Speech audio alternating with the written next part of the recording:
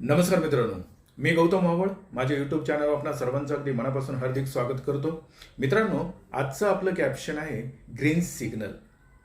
आता तुमच्या मनामध्ये नेमका प्रश्न निर्माण झालाच असेल की कसला ग्रीन सिग्नल, कोणासाठी आणि का दिला जातोय. मित्रांनो, आपल्या सर्वांना माहीतच आहे की सिग्नल म्हटलं की चौका चौकामध्ये रहदारी ही सुरळीत व्हावी यासाठी लाल हिरवा दिवा लावला जातो. लाल थांबायचा आज्ञा करतो, तर हिरवाही जाण्यासाठी आपल्याला सांगत असतो.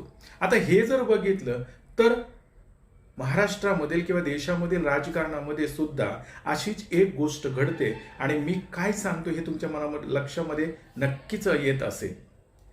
महाराष्ट्रामध्ये किंवा देशामध्ये जे काही राजकारण सध्या चालू आहे, या राजकारणाकडे जर बघितलं तर 2014 पासून जे काही भारतीय जनता पार्टीचं सरकार या देशामध्ये राज्य करतंय ते जर बघितलं तर लोकशाहीचा गळा घुटतंय.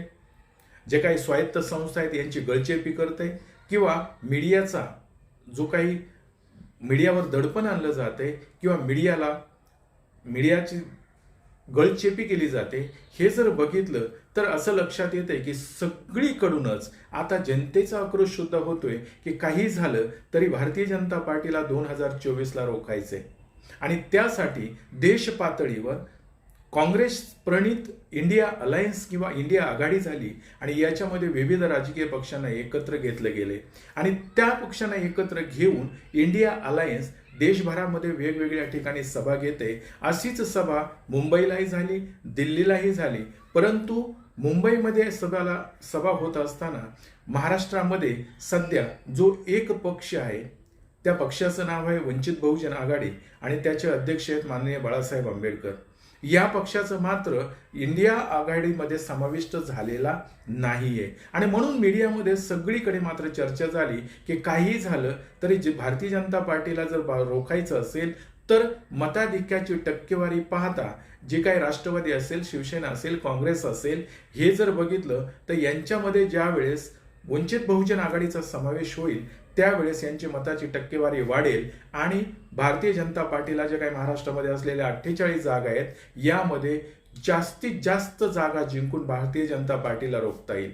याचं कारण काय आहे की जवळजवळ जी 5 राज्य आहेत देशामधली मोठी, ती मध्ये उत्तर प्रदेश आहे, त्यामध्ये महाराष्ट्र आहे, त्यामध्ये बिहार आहे, त्यामध्ये पश्चिम बंगाल आहे आणि तामिळनाडू आहे. ह्या 5 राज्यांची बेरीज जर गोळाबेरीज केली तर 250 पर्यंत जाते. म्हणून तर प्रत्येक नेता किंवा प्रत्येक पक्षाचा माणूस हा महाराष्ट्राकडे, जो 2 नंबरला असलेल्या महाराष्ट्राकडे सतत डोळा लावून आहे की महाराष्ट्रातली परिस्थिती काय आहे आणि या परिस्थितीवर जर मात करायचं असेल आणि या परिस्थितीमध्ये जर भारतीय जनता पार्टीला सत्तेपासून दूर ठेवायचं असेल तर वंचितला घेणं गरजेचं आहे. याचं कारण काय आहे तर महाराष्ट्रामध्ये भारतीय जनता पार्टीने राष्ट्रवादीचे 2 तुकडे केलेत, शिवसेनेचे 2 तुकडे केलेत आणि सध्या जर त्यांची परिस्थिती बघितली तर इकडे मात्र संसदेमध्ये जे काही कायदे कानून पास करून घ्यायचे त्यामध्ये जे आतापर्यंत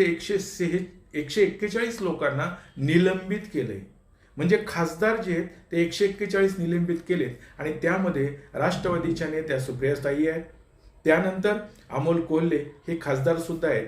मग राष्ट्रवादीच्या खासदारांनाही निलंबित केलं जातंय, राष्ट्रवादी पक्षही फोडला जातोय. मग असा पक्ष जो भारतीय जनता पार्टी आहे या पक्षाबद्दल काही न बोलणारे महाराष्ट्रातील एक मुरब्बी नेते, मुत्सद्दी नेते म्हणून ज्यांची ओळख आहे ते म्हणजे शरदचंद्रजी पवार यांनी मात्र आतापर्यंत वंचित बहुजन आघाडीला सामील करून घ्यावं असं म्हटलेलं नव्हतं. आणि उद्धव ठाकरेंचा जो शिवसेना आहे आणि वंचित बहुजन आघाडी बाळासाहेबांची आहे यांच्यामध्ये तर अगोदरच समझोता झालेला आहे किंवा त्या दोघांचं गठबंधन झालेलं आहे आणि ते एकत्र आलेले आहेत. परंतु उद्धव ठाकरेंनी सुद्धा इंडिया अलायन्समध्ये वंचित बहुजन आघाडीला समाविष्ट करून घ्यावं याच्यासाठी जोरदार मागणी ही 29 डिसेंबर 2023च्या सभेमध्ये केली, त्यांच्या बैठकीमध्ये केली. परंतु शरद पवार मात्र त्या सभेमध्ये काहीही बोललेले नाहीत. आणि इकडे जर बघितलं तर मित्रांनो, सुप्रियाताई असतील, सुप्रियाताईंना ज्यावेळेस विचारलं गेलं त्यांनी स्पष्ट सांगितलं की बाळासाहेब आंबेडकरांना काही झालं तरी वंचितमध्ये समाविष्ट करून घेतलं जाईल आणि काही झालं तरी त्यांचं मार्गदर्शन गरजेचं आहे.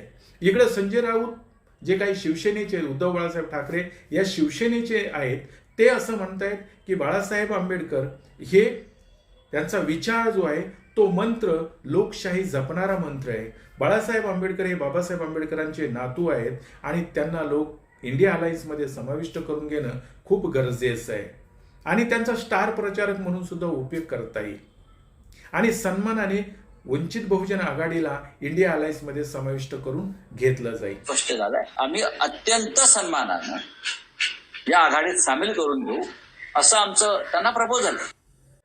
आणि मग अशा बातम्या सगळीकडून येत असताना मीडियाही मात्र याच्यामध्ये मागे राहिलेला नाहीये. मीडियामध्ये वंचित निखिल वागळे जे आहेत यांनी तर स्पष्ट सांगितलंय की वंचित जी ताकद आहे लोकसभेची 2019ला त्यांनी सिद्ध करून दाखवलंय. लोकसभेलाही आणि विधानसभेलाही ही ताकद जर राष्ट्रवादी काँग्रेस असेल किंवा शिवसेना असेल आणि काँग्रेस असेल या तिघांमध्ये जर अजून वंचितची ताकद मिळाली तर भारतीय जनता पार्टीला महाराष्ट्रामध्ये सीटं मिळवणं अवघड होईल आणि त्यांची सत्ता त्यामुळं केंद्रात येऊ शकणार नाही.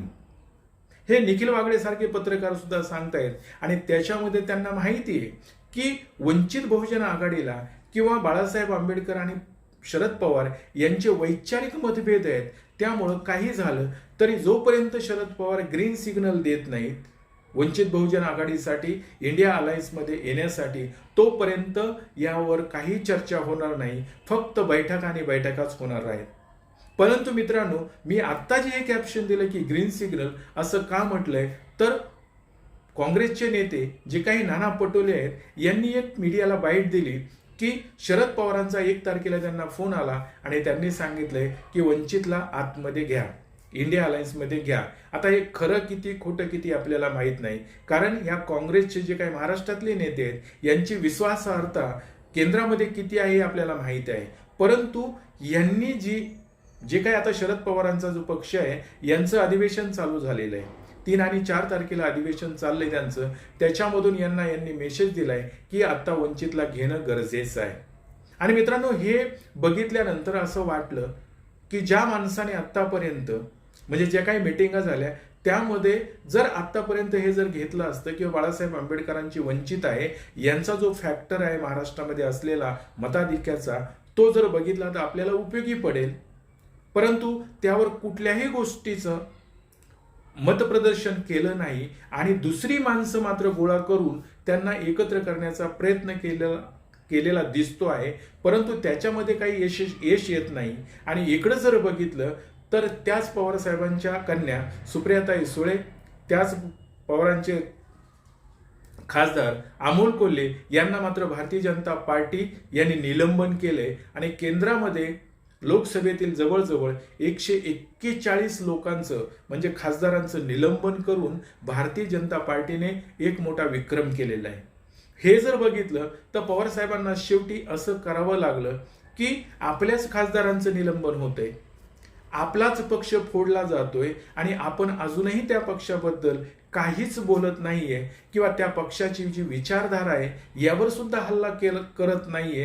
हे जर बघितलं आणि मग हल्ला करणारा माणूस जो काही वंचित बहुजन आघाडीचा अध्यक्ष जे बाळासाहेब आंबेडकर आहेत हे जर भारतीय जनता पार्टीच्या विचारधारेवर हल्ला करतायत, भारतीय जनता पार्टीच्या जी कामाची पद्धत आहे, भारतीय जनता पार्टीच्या ज्या योजना आहेत, भारतीय जनता पार्टीचा जो दुप्पटप्पीपणा आहे याच्यावर मात्र वेळोवेळी हल्ला करतायत. आणि हे संजय राऊतांनी सांगितलेलंच आहे काय आज देशामधला एकमेव नेता असा आहे की जो बाळासाहेब आंबेडकर आहे तो भारतीय जनता पार्टीवर हल्ला करतोय, भारतीय जनता पार्टीच्या समोर रोखठोक भूमिका मांडतोय, भारतीय जनता पार्टीच्या समोर आपली विचारधारा मांडतोय, बाकीची मात्र मांडत नाहीयेत. आणि त्याच वंचित बहुजन आघाडीच्या अध्यक्ष किंवा वंचित बहुजन आघाडीला जर आतमध्ये सामावून घेतलं जात नसेल तर मात्र योग्य होणार नाही. म्हणून संजय राऊतांनी सुद्धा सांगितलंय की काहीही झालं तरी वंचित बहुजन आघाडीला किंवा बाळासाहेबांना आम्ही सन्मानाने आत घेऊ.